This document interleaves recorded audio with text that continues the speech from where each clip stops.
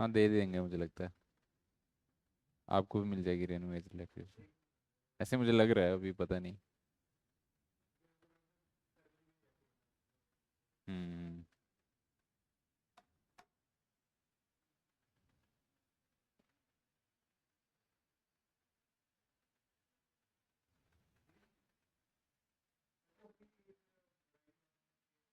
हम्म।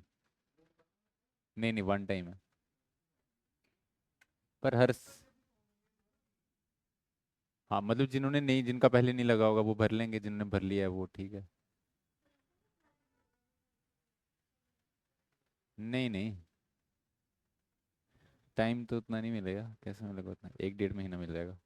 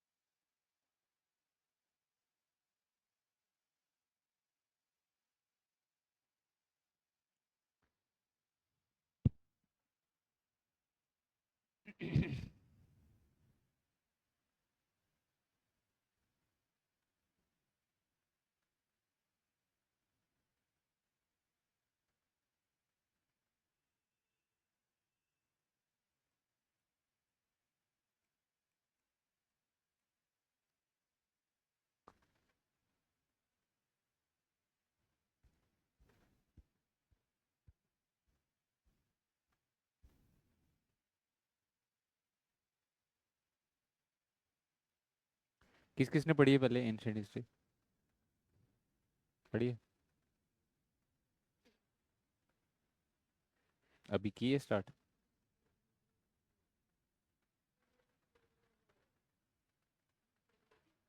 हाँ, वैदिक पीरियड के ही दो पार्ट हैं। मतलब ऋग्वैदिक पीरियड और वैदिक पीरियड उसी को बोलते हैं। एक अर्ली अर्ली वैदिक है, उसमें पहला पार्ट उसका, दूसरा पार्ट उसका लेटर वैदिक।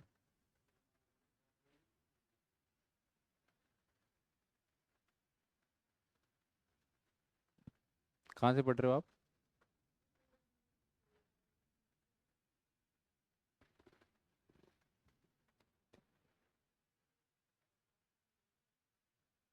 अच्छा।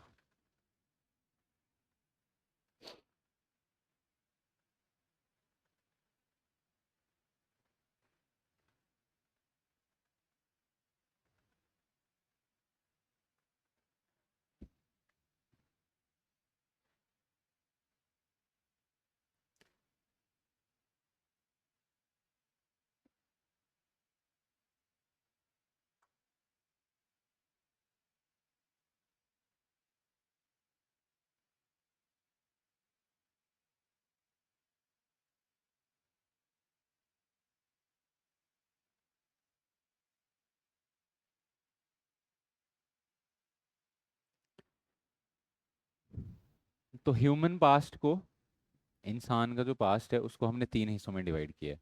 ठीक है? प्री हिस्ट्री, प्रोटो हिस्ट्री और हिस्ट्री। प्री हिस्ट्री में वो टाइम पीरियड है जबकि हमारे पास कोई लिखा हुआ कुछ मटेरियल नहीं है। जो भी हमारे पास इंफॉर्मेशन है वो सब क्या है? इंटरप्रिटेशंस है। ठीक है? और ये इंटरप्रिटेशंस किसने किए? हम ही लोगों ने। ठीक है? आर्कियोलॉजिस्ट ने ही पुरानी चीज़ों को देख के, और उनको देख के हमने इंटरप्रेट किया। उनको देख के कैसे इंटरप्रेट कर लिया? हम्म, कि वैसी ही कोई चीजें अभी भी तो यूज होती होंगी ना। ठीक है, तो उनको देख के हमने अभी के कल्चर्स देखे। ठीक है, अभी पूरी दुनिया के कल्चर्स देखे, और कुछ कुछ कल्चर्स अभी भी ऐसे हैं जो पुराने कल्चर हैं। ठीक है, तो ये जो पुरानी चीजें अभी भी लोग यूज करते हैं उनको हम बोलते हैं सर्वाइवल्स और पैरेलल्स बोलते हैं उनको। ठीक है, तो इन इन लोगों ने क्या किया, जो भी पुरानी चीजें इनको मिली, आर्कियोलॉजिकल एक्सकेवेशंस करके जो भी पुरानी चीजें मिली, उनको इन्होंने इंटरप्रेट किया। उनको देखा कि अगर इनको कोई मटका मिला, ठीक है, तो मटके का क्या क्या यूज अभी करते हैं लोग। पानी भरने के लिए यूज करते हैं, या फिर आप कुछ उसमें स्टोर करके रख सकते हो। ठीक है, तो उन्होंने सोचा कि अच्छा हाँ ठीक है, इसका ये यूज हो सकता है। ऐसे ही जो जो पुरानी चीजें उनको मिली, उन्होंने उनके इंटरप्रिटेशन की कि ये यूज इनका हो सकता है।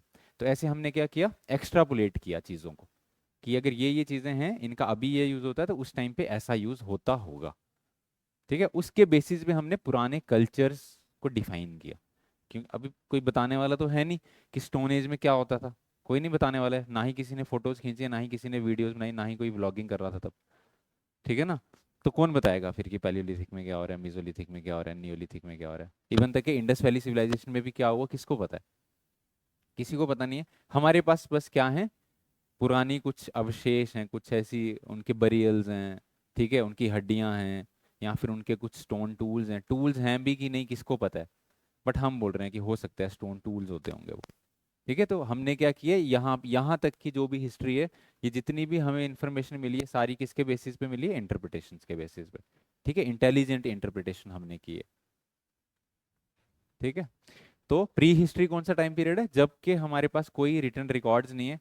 हमें ये भी नहीं पता है कि उस टाइम इंसान लिखता था कि नहीं लिखता था। ठीक है, क्यों? क्योंकि हमारे पास कोई रिकॉर्ड नहीं है। क्या पता लिखता हो और बचा ही नहीं कुछ लिखा हुआ उसका, ऐसा भी तो हो सकता है ना। ठीक है, हमें नहीं पता है कि लिखता था कि, हम इसके ऊपर कुछ कंक्लूसिव स्टेटमेंट नहीं दे सकते कि एंशेंट जो ये प्री हिस्टोरिक इंसान है, वो लिखता भी था कि नहीं लिखता था। ठीक है, लेकिन हम उसके जो हमें फॉसिल्स मिले, उसको देख के ये बोल सकते हैं कि उस बंदे का एवोल्यूशन, बायोलॉजिकल एवोल्यूशन कैसे हुआ है, वो हम फॉसिल्स को देख के बता सकते हैं। ठीक है, अब बायोलॉजिकल एवोल्यूशन जैसे हुआ होगा, वैसे ही उसका कल्चर भी डेवलप किया होगा। ठीक है ना, क्योंकि कल्चर डेवलप करने के लिए माइंड का डेवलप होना बड़ा जरूरी है कि नहीं? है कि नहीं? तो जैसा कल्चर अभी है, ये कल्चर क्या है, ये पुराने टाइम से आया चलता आ रहा है, उसमें कुछ चीजें चेंज होती होती होती होती होती अभी की जो स्टेट है, प्रेजेंट चीज, ये कुछ हिस्ट्री भी तो है इसकी, है ना।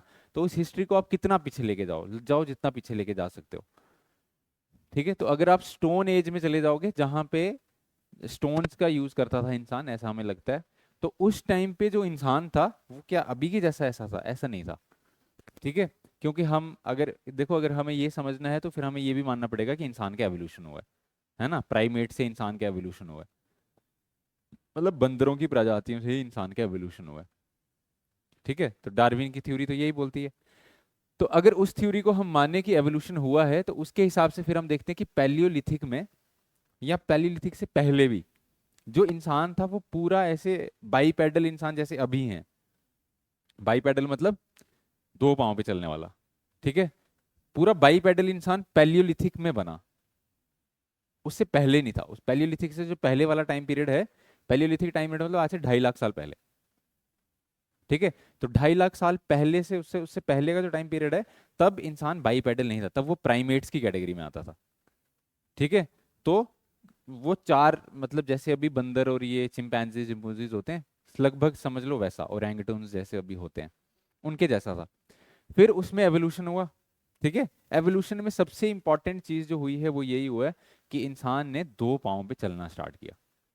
ये सबसे इंपॉर्टेंट चीज हुई है एवोल्यूशन में। उसकी जो रीढ़ की हड्डी थी, ये क्या हो गई, स्पाइनल कॉर्ड जो थी ये सीधी हो गई। ठीक है, अब जब उसकी स्पाइनल कॉर्ड सीधी हुई, तो उसने क्या किया, अब इसके पीछे भी रीजन है कि क्यों भाई उसने क्यों सीधा होके चलना स्टार्ट किया। मतलब चार पाँव पे जब वो चल रहा था, तो उसका काम नहीं चल रहा होगा, है ना। एवोल्यूशन कब होता है इंसान का? एवोल्यूशन तब होता है कि जब उसको अभी जो प्रेजेंट फॉर्म है, उसमें इन्वायरमेंटल कंडीशंस के साथ कोप करना उसको मुश्किल हो रहा है, तो वो इवॉल्व करेगा। करेगा कि नहीं करेगा?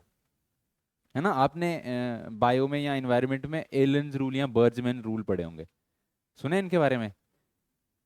एलियंस नहीं, एलन्स रूल, बायो में पढ़ा होगा आपने, कि देखो जो गर्म इलाके होते हैं, जो बड़े गर्म इलाके होते हैं, वहां पे क्या होता है कि जो इंसान है वो पतले पतले और लंबे लंबे इंसान वहां हमें मिलते हैं। ठीक है, ऐसा क्यों? क्योंकि जो गर्म इलाके होंगे वहां पे गर्मी ज्यादा पड़ेगी ऑब्वियसली, और उनको ज्यादा हीट डिसिपेट करने की जरूरत है एनवायरनमेंट में, तभी तो अपना शरीर ठंडा रख पाएंगे। तो ज्यादा हीट को डिसिपेट कैसे कर पाएंगे? जब उनके शरीर का सरफेस एरिया ज्यादा होगा as compared to their volume. ठीक है, तो वहां पे वो एवोल्यूशनरी क्या होगा, उनके जो होंगे वो इंसान लंबे लंबे इंसान होंगे, पतले पतले, और हाथ पांव उनके लंबे लंबे होंगे, जैसे आपको अफ्रीका में दिखते हैं लोग। ठीक है, अगर ठंडे इलाकों में जाओगे तो इसका उल्टा होगा, छोटी हाइट के और मोटे लोग आपको दिखाई देंगे, जिनका सरफेस एरिया कम है as compared to their volume, तो वो कम हीट को डिसिपेट करेंगे। तो ये ऐसी ऐसी शेप क्यों बनी उनकी? एवोल्यूशन की वजह से। और ये एवोल्यूशन क्यों हुआ? इन्वायरमेंटल कंडीशंस की वजह से, है ना? तो यहाँ पे भी कुछ ऐसा ही हुआ होगा, जब पहले प्राइमेट जो था वो बंदरों की तरह, जैसे अभी बंदर हैं वैसे करता था, चलता था वैसे ही करता होगा सब कुछ। और उसके बाद क्या हुआ कि अचानक से उसको जो है चार पाँव पे चलने के से फायदा नहीं होने लगा। हो सकता है उसको खाना नहीं मिल रहा हो। ठीक है, या हो सकता है कि जो एवोल्यूशनरी थ्योरी है वो ये बोलती है कि अफ्रीका के जंगलों में क्या हुआ, एकदम से काफी ज्यादा बड़े बड़े ग्रासेस लग गए, बड़े बड़े जंगल उग गए। ठीक है, अब जैसे जैसे ये अर्थ इवॉल्व हुई है ना, तो अर्थ पे भी अलग अलग टेम्परेचर, अर्थ पे भी ऐसी आइस एज आई है, फिर आइस एज के बाद बिल्कुल नॉर्मल टेम्परेचर आया, फिर आइस एज आई, फिर नॉर्मल टेम्परेचर आया। तो अर्थ पे भी ऐसे जो क्लाइमेट है वो वेरी किया है हिस्ट्री से। ठीक है, तो एक टाइम ऐसा आया जब ना अफ्रीका पूरा जंगलों से भर गया। अब जंगलों से जब भर गया तो उसको, जो वो प्राइमेट था उसको दूर तक देखने के लिए, वो चार पांव से ऐसे करके दूर तक देख नहीं पाता था। तो उसको अपना खाना देखने के लिए या कुछ भी किसी चीज से बचने के लिए भी उसकी जो वो नजर थी वो काफी कम डिस्टेंस तक जा पाती थी। तो उसने ज्यादा दूर तक देखने के लिए सीधा खड़े होने की कोशिश की, और धीरे धीरे उसमें एवोल्यूशन हुआ फिर। ठीक है, और उसने सीधा सीधा खड़ा हो गया। और जो सबसे पहले इंसान जो सीधा खड़ा हुआ उसको हम बोलते हैं प्राइमेट्स की लाइन में ऑस्ट्रेलोपैथिकस। क्या बोलते हैं? ऑस्ट्रेलोपैथिकस बोलते हैं उसको। ठीक है, फर्स्ट बाइपेडल। तो तंजानिया में हमें फुटप्रिंट्स मिले। ठीक है, अफ्रीका में तंजानिया में हमें फुटप्रिंट्स मिले, जिसके बेसिस पे हमने ये गैस किया कि हाँ पैलियोलिथिक में फर्स्ट बाइपेडल लोग जो थे वो आ गए। अब जैसे ही इंसान ने ऐसे सीधे होके चलना स्टार्ट किया तो प्रॉब्लम क्या हुई? प्रॉब्लम ये हुई कि जो फीमेल्स थी उनकी जो बर्थ कैनाल थी वो नैरो हो गई। ठीक है, बर्थ कैनाल क्या हो गई? नैरो हो गई, और जो यंग वंस अब पैदा होने लगे वो कम डेवलप्ड थे। ठीक है, आपको पता है सबसे ज्यादा केयर की जरूरत किसके बच्चे को होती है? जितने भी जानवर और इंसानों में मिला के आप देखो, सबसे ज्यादा केयर की जरूरत किसके बच्चे को है? इंसान के बच्चे को। बाकी किसी जानवर के बच्चे को देखा आपने इतनी ज्यादा केयर की जरूरत? ठीक है, डेढ़ डेढ़ साल तक चल ही नहीं पाते हैं बच्चे। ऐसा क्यों है? क्योंकि बर्थ कैनाल नैरो होने से जो बर्थ है वो जल्दी होने लगा, प्री मेच्योर बेबीज का जन्म होने लगा। ठीक है, और उनकी डेवलपमेंट जन्म होने के बाद होने लगी, पहले ऐसा नहीं होता था। पहले वो पेट में ही डेवलप हो जाते थे अच्छे से। ठीक है, लेकिन फिर ये सीधा खड़े होने बायोलॉजिकल चेंजेस आ गए। तो अब क्या हो गया? प्री मैच्योर यंग वंस पैदा हो रहे हैं।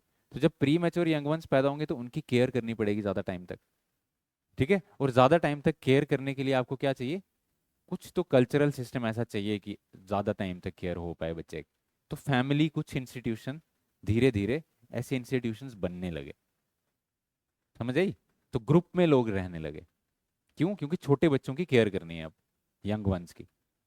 तो ऐसी फैमिली धीरे धीरे, ये प्रिमिटिव फैमिलीज धीरे धीरे डेवलप होने लगी। फिर धीरे धीरे थोड़ा ऑनरशिप वो आने लगी कि नहीं ये मेरी बीवी है भाई। पहले ऐसा नहीं था। ठीक है, पहले एक की बीवी सबकी बीवी, एक का पति सबका पति। ठीक है, समझ गए? तो ऐसे धीरे धीरे क्या हुआ, कल्चर का हमारे एवोल्यूशन हुआ। ठीक है, तो ये कल्चर का एवोल्यूशन इन एजेस के साथ, ये पैलियोलिथिक, मेसोलिथिक, नियोलिथिक के साथ में बायोकल्चरल एवोल्यूशन भी इंसान का होता गया। अब ये बायोकल्चरल एवोल्यूशन का हमें पता कैसे चला? ये हमें पता चला उसके फॉसिल्स को देख के, कि भाई इसके फॉसिल देखे, उसका पेल्विस रीजन देखा हमने, अच्छा ये ब्रॉड है, ये शॉर्ट है, इसमें ये प्रॉब्लम आई होगी, ये चीज आई होगी। ठीक है, और जो बाकी हम बोलते हैं कि स्टोन टूल्स का जो यूज करता था वो प्योर इंटरप्रिटेशन है, कि हमने, लेकिन हमने देखा कि स्टोन टूल्स भी धीरे धीरे क्या होते गए, रिफाइन होते गए।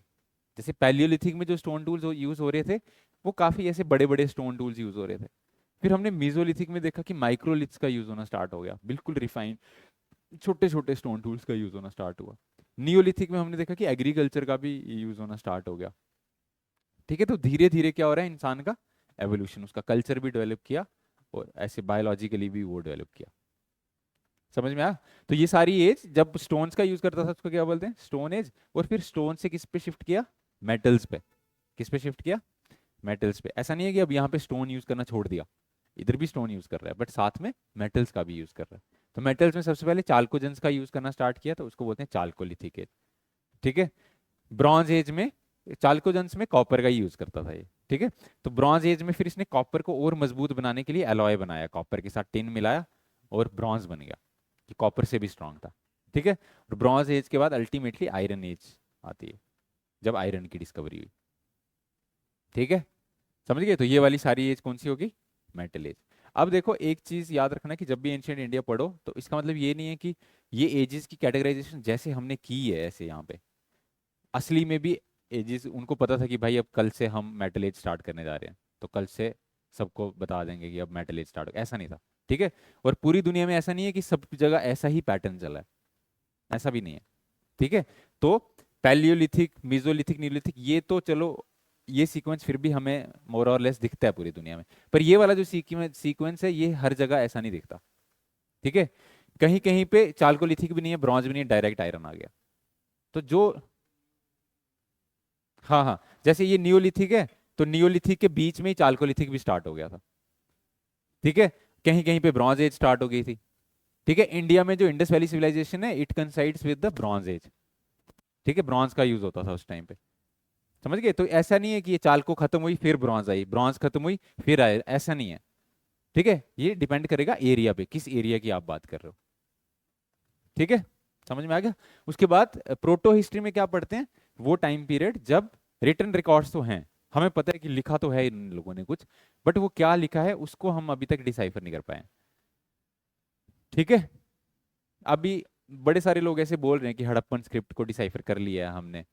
ठीक है, बट अभी पूरा मतलब पूरे ऐसे यकीन के साथ नहीं बोल सकते कि हाँ हमने डिसाइफर कर लिया। ठीक है, कुछ लोगों ने बोला है कि हमने हड़प्पन स्क्रिप्ट को डिसाइफर कर लिया है, बट अभी सारे इसको मान नहीं रहे। ठीक है, तो इंडस वैली सिविलाइजेशन में हमारे पास स्क्रिप्ट है, हड़प्पन स्क्रिप्ट है, उनके हमें सब कुछ मिला है, वहाँ की सिटीज हैं, ठीक है, सब कुछ मिला है। बट ये स्क्रिप्ट डिसाइफर ना होने की वजह से हमें इंफॉर्मेशन बहुत कम मिली है इसके बारे में। बट उनकी सिटीज को देख के हमें ये पता चल जाता है कि वो कितने अर्बनाइज्ड थे, उनकी सिटीज के क्या क्या यूनिक फीचर्स थे, वो हमें उनकी सिटीज को देख के पता चलते हैं। ठीक है, तो इसको क्या बोलते हैं, प्रोटो हिस्ट्री। और उसके बाद इंडिया में जब आर्यंस आ गए, ठीक है, आर्यंस जब इंडिया में आए और आर्यंस अपने साथ लाए ऋग्वेद। ठीक है, तो आर्यंस के बारे में जो भी इंफॉर्मेशन हमें मिलती है कहाँ से मिलती है, ऋग्वेद से मिलती है। ठीक है, और वो उसके बाद का जो भी टाइम पीरियड है वो सारी इंफॉर्मेशन रिटर्न फॉर्म में हमारे पास अवेलेबल है। ठीक है, वही इंफॉर्मेशन वो जैसी है वो संस्कृत में वेद लिखे गए और उसको हमने अच्छे से डिसाइफर भी किया, वो सारी इंफॉर्मेशन हमारे पास है, बहुत सारी किताबें उसके बाद लिखी गई। ठीक है, जिनके बेसिस पे हमने उसके बाद वाली हिस्ट्री को डेवलप किया। तो इसके बाद वाली हिस्ट्री में तो कोई संशय नहीं है, ये तो हमें पता है।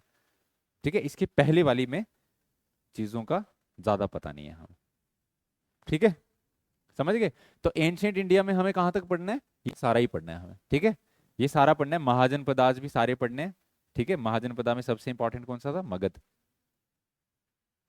ठीक है, तो मगध में कौन कौन सी डायनेस्टीज हैं वो सब पढ़ेंगे। ठीक है, number of dynasties. Then south India में भी कुछ रूलर्स थे, साउथ इंडिया के बारे में भी पढ़ेंगे। ठीक है, और ये सब पढ़ेंगे हम 7th सेंचुरी तक लगभग। कब तक, 7th सेंचुरी तक, जब तक पहला मुस्लिम इन्वेज मतलब मुस्लिम पहला कोई इंडिया पे नहीं आया अटैक करने। ठीक है, जब मोहम्मद बिन कासिम जब तक नहीं आया तब तक की सारी हिस्ट्री हम एंशिएंट इंडिया में पढ़ें। उसके बाद फिर मिडिवल इंडिया स्टार्ट करेंगे। ठीक है, तो अभी स्टार्ट कहाँ से करेंगे, स्टोन एज से। ठीक है, तो अब जेके एसएसबी में इतना ये स्टोन एज पे इतना क्वेश्चन नहीं आता, पर इंडस वैली सिविलाइजेशन पे क्वेश्चन आते हैं। ठीक है, स्टोन एज पे भी साइट्स पे क्वेश्चन आ सकते हैं, तो वो कर लेंगे। और ये वाला जो है इस पे क्वेश्चन आते हैं काफी। ठीक है, चलो, समझ में आ गया? तो हेडिंग दो, स्टोन एज, ऑस्ट्रेलोपैथिकस। वो नहीं पूछेगा आपसे कोई, पर चलो।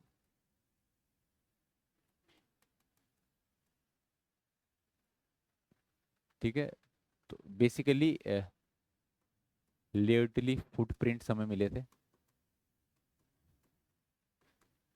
तंजानिया में। ठीक है, इसको लूसी भी बोला जाता है, इसी को, ऑस्ट्रेलोपैथिकस को। फुटप्रिंट्स मतलब बाईपेडल फुटप्रिंट्स, जहाँ पे पाँव के निशान। हाँ। क्या किया? हाँ हाँ।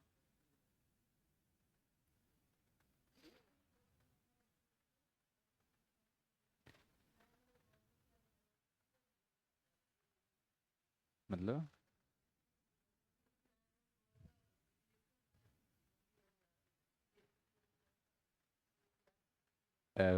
अच्छा, देखो मुझे तो लगता है अगर मैन और गॉड पे ऐसा क्वेश्चन आता है तो अपर पैलियोलिथिक में इंसान ने सबसे पहले ये नहीं दिए थे। हाँ, तो ऋग्वेदा ही होगा आंसर उसका फिर। हाँ हाँ, अगर वेदा ही दिए आंसर तो फिर ऋग्वेदा ही होगा उसका आंसर। ठीक है।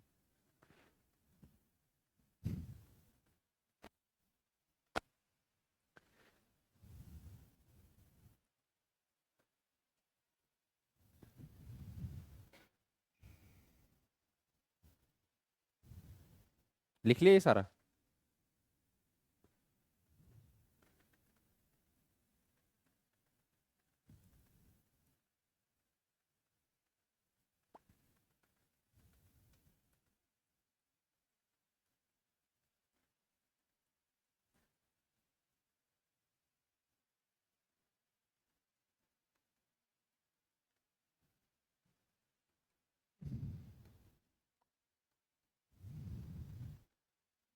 पैलियोलिथिक में भी तीन सब पार्ट्स हैं। कौन कौन से? कौन सा है? हाँ, लोअर पैलियोलिथिक,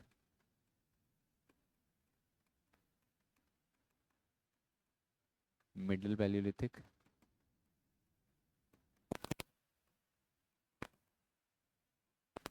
और अपर पैलियोलिथिक।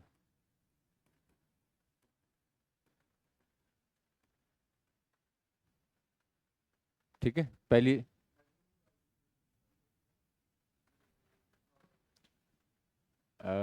इसी में कर लेंगे यार सारा, या फिर देख लो आपको जैसे करना है। एक ही जगह पे सारा होगा तो आपको इजी हो जाएगा। पैलियोलिथिक का टाइम पीरियड लिखो, 2.5 लाख ईयर्स अगो टू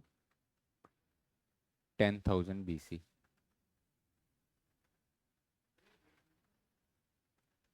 यार हाँ, इनकी ऐसे ब्रॉड आपको याद होनी चाहिए थोड़ी थोड़ी। मैं पूछते तो नहीं है पर फिर भी, 10,000 से 4,000 BC।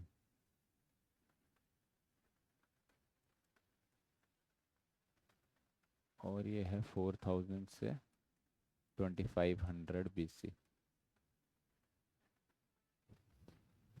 लोअर पैलियोलिथिक की लिखो, 2.5 से 1 lakh BC। Middle Palaeolithic 1 lakh to 40,000 BC।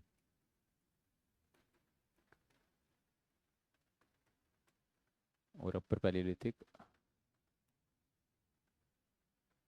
40,000 to 10,000 BC।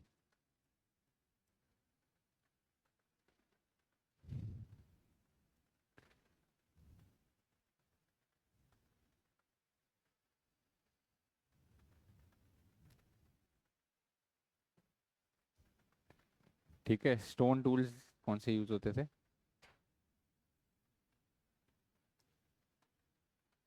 यहाँ पे यूज होते थे चॉपर चॉपिंग स्टोन टूल्स। कौन से?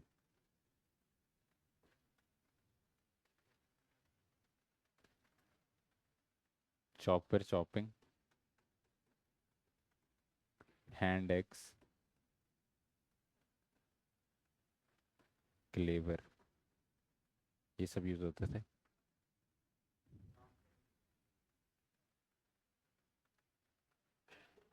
किसके? ये लोअर मिडिल। हाँ हाँ। पैलियो का मतलब होता है पुराना, और लिथिक का मतलब होता है स्टोन।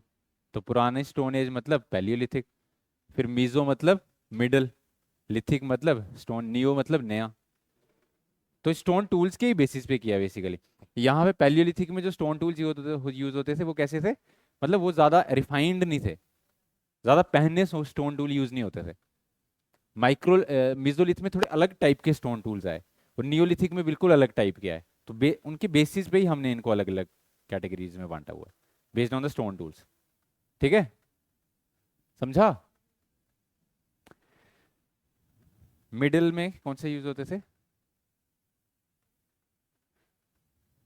ब्लेड्स, ब्यूरिन्स। ठीक है। अपर पैलियोलिथिक में पॉइंटेड ब्लेड्स का यूज होना स्टार्ट हो गया था।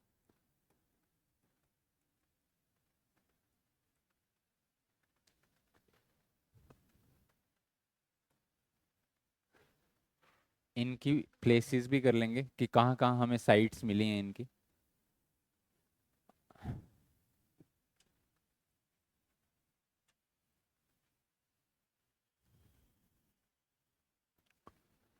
लोअर पैलियोलिथिक की बेलन वैली,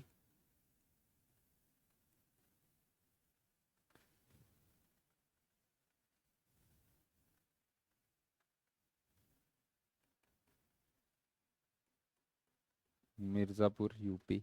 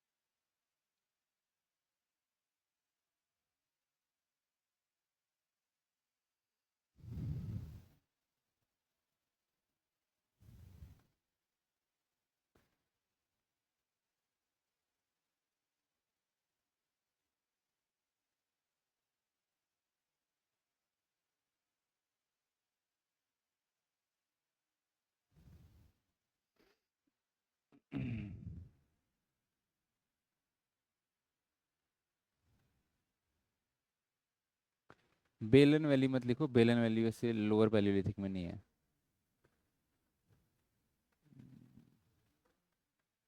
लोअर में लिखी, मिटा दो उसको। बेलन वैली की जगह सोन वैली लिख लो।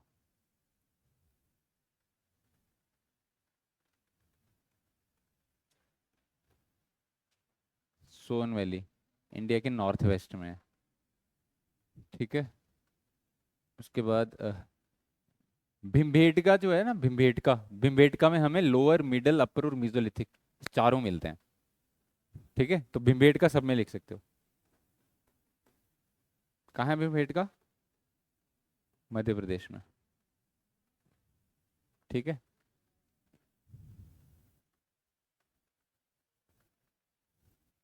साउथ इंडिया में भी है लोअर पैलियोलिथिक, कुरनूल है साउथ इंडिया में।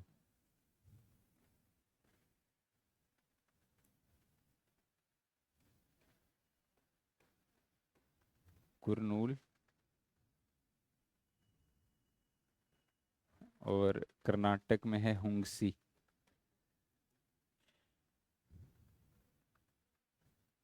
क्या हुआ? बस आ रहा हूँ, क्लास खत्म होने वाली। ठीक है, और नॉर्थ ईस्ट में एक और है कुलियाना। कुलियाना, कुलियाना हुंगसी, कुलियाना उड़ीसा में है। ठीक है, हुंगसी और कुनूल ये साउथ इंडिया में।